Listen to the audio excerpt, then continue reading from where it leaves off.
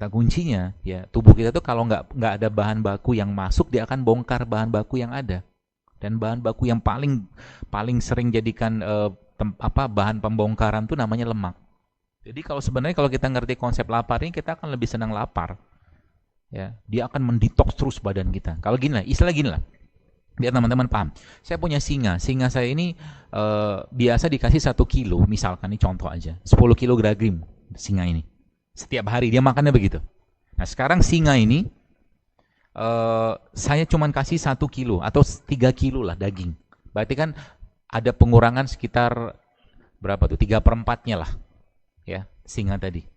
3/4-nya dikurangi, dia cuma makan 1/3. Lalu singa yang cuma makan 3 kilogram daging tadi, saya lepas ke kerumunan orang. Kira-kira apa yang terjadi? Dia akan makan orang kan? Tubuh kita itu juga sama. Kalau gula masuk, diubah jadi glikogen. Glikogen nggak kepake, diubah jadi lemak. Lemak itu letaknya paling dalam.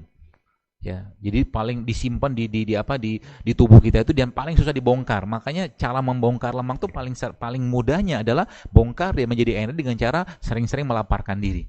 Proses ini kalau terjadi atau kita lakukan, maka tubuh akan melakukan satu proses namanya autofagi. Autofagi itu dia akan memakan sel-sel yang rusak. Sesimpel itu coba. Tapi tahan dulu laparnya. Nanti kalau sudah mau makan, baru makan. Ya, makannya tapi dipikirin, yang saya makan ini kira-kira sehat nggak? Kalau jelas-jelas nggak sehat, jangan dimakan. Tadi saya katakan, kenapa banyak orang, saya tidak anti nasi Padang. Ya, tapi kalau teman-teman makan nasi Padang, habis makan apa yang terjadi? Ngantuk nggak? Kenapa ngantuk? Nggak kenyang juga, ya, nggak terlalu kenyang, kan porsi-porsi sederhana lah. Tapi kenapa ngantuk? Bukan, tapi karena tubuh nggak mampu mengeluarkan, tubuh tidak mampu mengolah makanan tadi dengan baik, hingga tubuh minta istirahat. Gitu sebenarnya. Beda nasibnya kalau Anda makan rujak. Coba makan rujak ngantuk nggak? Nggak ngantuk, karena masih ada enzimnya, vitaminnya, mineralnya. Di nasi Padang nggak ada itu semua. Dan nasi Padang tidak salah. Tidak salah nasi Padang. Orang Padang makan nasi Padang dari zaman dulu kan? Betul nggak? Tapi orang Padang dulu makan nasi Padang, habis makan nasi Padang dia beternak, berkebun, berladang. Naik sepeda, bawa gerobak, kebakar kalorinya kita. Update status. Kan begitu kan kejadiannya kan? Bukan salah di makanannya, meskipun secara kualitas mungkin tidak sama kayak dulu. Beras kita zaman sekarang udah penuh dengan pestisida. Sayur kita udah penuh dengan pestisida. Mandul semua orang gara-gara itu. Faktanya begitu. Karena pestisida itu salah satu pemicu, selain kanker ya, dia pemicu kemandulan juga. Gitu. Jadi biasanya kalau sudah mulai teman-teman memahami ini, maka kata Allah dalam Al-Quran, falyanzur insana ila ta'ami. Saya kasih nanti tipsnya. Ya. Karena waktu kita nggak banyak, saya kasih tips. Tapi fahami dulu ini. Ya, supaya apa? Supaya jangan zolim lagi dengan badan kita. Ya, banyak orang tanya, kenapa sih hidup sehat? Kan toh kita akan mati juga. Betul. Tapi pernahkah kita berpikir ada namanya takdir yang bisa diubah dengan ikhtiar? Anda sekarang kalau saya tanya, pengen mati kayak apa? Mati kan dipersiapkan. Seseorang itu kan mati sesuai dengan kebiasaannya. Ya. Nggak pengen kita mati, nyusahin keluarga, nyusahin suami, istri, anak, orang tua dengan penyakit yang kita bisa cegah dari sekarang. Gitu loh. Maka dalam perspektif saya pribadi, saya sering katakan bahwa hidup sehatnya bagi seorang mukmin itu bukan lifestyle, tapi itu bentuk ketaatan dia kepada Allah, bentuk rasa syukur dia kepada Allah, sehingga nanti ketika dia minum madu, minum kunyit, minum jahe, dapat pahala, karena dengan itu dia mau ibadah lebih baik. Itu dulu dipahami. Sudah ngerti nggak sehat, jangan dimakan. Gitu loh. Contoh misalkan saya bilang nasi goreng boleh nggak Anda makan? Boleh kalau Anda mau. Kalau saya dikasih nasi goreng nggak mau. Ya, saya lebih milih yang lain. Kalau ada air putih, saya minum air putih aja. Ya, contoh misalkan teman-teman di Makassar tanya, bagaimana cara makan coto Makassar? Saya ajarin cara makan coto. Coto tahu kan? Coto Makassar enak banget kan? Enak. Saya ajarin caranya. Kan biasa kalau kita makan coto dikasih jeruk nipis kan? Nah, jeruk nipisnya minta tuh 1 mangkok gitu. Sambil gelas air 2-3 gelas, perasin jeruknya, minum 1 gelas, 2 gelas, 3 gelas. Kenyang kan? Nah, pulang lah sudah habis itu. Boleh sih makan coto, ya. Boleh makan nasi Padang, tapi habit sehat kita sudah ada belum? Ini habit. Udah, banyak orang bilang, boleh nggak makan? Boleh. Kalau apa? Tapi pakai prasyarat dulu lah. Mau makan yang kayak begituan, ini jelas-jelas katakanlah, tadi saya katakan, dengan kondisi kita, gerak kita kurang, ya. Puasa jarang buah, jarang sayur, jarang air, jarang makan begitu tiap hari. Itu namanya nyari penyakit. Ini kan? Bakso katakanlah. Anda butuh baksonya atau butuh rasanya? Boleh nggak makan bakso? Siapa yang larang makan bakso? Ya. Tapi masalahnya Anda butuh daging. Oke, kalau butuh daging, makan daging. Jangan bakso pakai tepung lagi kan. Anda butuh ikan, ya makan ikan. Empek-empeknya sekali-sekali. Itu yang benar. Ya, bukan tiap hari pempek, tiap hari bakso, tiap hari mie ayam. Kapan mau sehat? Apa yang terjadi? Sholat ngantuk, ngaji selembar selesai, tidur. Ya. Apa yang terjadi lagi? Kebanyakan makan kerupuk. Ya. Mentalnya kerupuk. Mental kerupuk itu apa? Bangun malam susahnya minta ampun. Itu mental kerupuk. Baca Quran susahnya minta ampun. Boro-boro diajak jihad. Ya. Gak usah bicara jihad dulu. Dia melawan dirinya untuk bangun malamnya susahnya minta ampun. Ya. Melawan dirinya untuk melawan kantuknya untuk baca Quran susah. Kenapa? Kebanyakan kerupuk.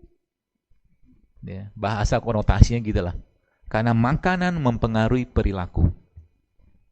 Makanan mempengaruhi perilaku. Orang yang makannya tidak halal pasti perilakunya nggak baik. Baik dari sisi substansinya, katakan dia makan babi, makan apa yang nggak halal itu, atau substansi dari hal rezekinya dia nggak halal, pasti behavior dia atau tingkah laku dia bermasalah, pasti itu. Karena seperti itu adanya. Ya. Jadi kalau Anda mau hatinya lembut, bagaimana caranya? Banyakin makan sayur, banyakin makan buah, nanti gampang nangis. Nangisnya sama Allah gitu kan, bukan nangis misalkan istri pergi atau mungkin mobil hilang, bukan, nangis karena Allah. Ya, nangisnya karena Allah gitu ya. Jadi itu jadi clue pertama atau 2 poin pertama tadi adalah bahwa kesehatan fisik kita mulai dari kesehatan kolbu dulu. Bagaimana cara menyehatkan kolbu? Do something good for others. Lakukan sesuatu yang baik untuk orang lain. Itu. Baca Quran, zikir segala macam. Ya, dan Allah sering kalinya memberikan kepada kita tanda-tanda itu. Ya, untuk menyehatkan kolbu kita. Contoh mungkin ada teman-teman di sini yang Anda mungkin berangkat kerja tadi pagi, tiba-tiba mata Anda ngelihat ada pengemis pinggir jalan atau ada bapak-bapak, ibu-ibu yang pakai gerobak gitu kan. Kemudian mereka ya dengan kemiskinan mereka gitu kan, yang sebenarnya ada petunjuk Allah di situ untuk kita membantu mereka. Itu caranya Allah memberikan itu. Saya pribadi banyak sekali pengalaman-pengalaman seperti ini. Ya. Contoh, adalah sekitar 5-6 tahun yang lalu lah. Saya pengen beli jam. Jam itu untuk saya ukurannya mahal. Tapi saya suka jam itu. Waktu lihat di mall gitu kan, saya lihat, oh kayaknya bagus nih kalau saya pakai. Mungkin ya bisa meningkatkan kegantengan. Mungkin, asumsi saya lah. Mungkin kan. Lucu-lucuannya gitu lah. Lalu, mau beli belum ada dananya. Terus saya bilang sama Allah, ya Allah tolong murahkan jam ini untuk saya. Itu. Saya bilang gitu sama Allah dalam bentuk doa. Saya liatin gitu kan sambil doa dalam hati, ngomong aja berujar dalam hati. Ya ada setahun 6 bulan kemudian jam itu saya beli. Dan bahagia banget kan beli jam gitu kan. Maksudnya laki-laki kan sukanya jam, kalau perempuan kan tas. Sama berlian. Terus lalu pergilah saya satu acara di daerah Lampung, tiba-tiba saat itu lagi nunggu panitia jemput, saya sholat duha di musola bandara itu, lalu lagi baca gitu, sampai saya ada bapak supir taksi, saya baca Quran dan apa yang Allah sampaikan kepada saya situ, dan kamu tidak akan sampai pada kebajikan yang sempurna hingga kamu menginfakkan apa yang paling kamu cintai. Jackpot kan? Judulnya lagi senang-senangnya jam kan? Ya. Apa yang saya kerjakan? Ya saya bilang sama Allah, ya Allah saya nggak cinta jam ini, saya bilang. Saya buka jam itu, saya kasih ke supir taksi itu. Saya ambil uang cukup banyak waktu itu ya untuk ukuran beliau lah ya, kasih sama, dan feel free banget. Jadi kita menembus ambang threshold nafsunya kita. Kalau sampai pada titik itu, maka nanti teman-teman Anda akan lebih membutuhkan satu piring yang isinya sabar, syukur, ikhlas, tawadu, penyayang, pemaaf, daripada satu piring yang isinya makanan paling sehat. Sabar justru lebih Anda butuhkan. lebih Anda rasakan lapar kepada sabar tadi daripada minuman paling sehat sedunia, katakanlah. Nanti kalau sampai pada titik itu. Sehingga nanti apa yang terjadi? Akhlak kita, iman kita, emosi kita akan terus-menerus Allah perbaiki dengan itu semua. Ya, makanya kuncinya sehat dalam Islam adalah jangan banyak makan.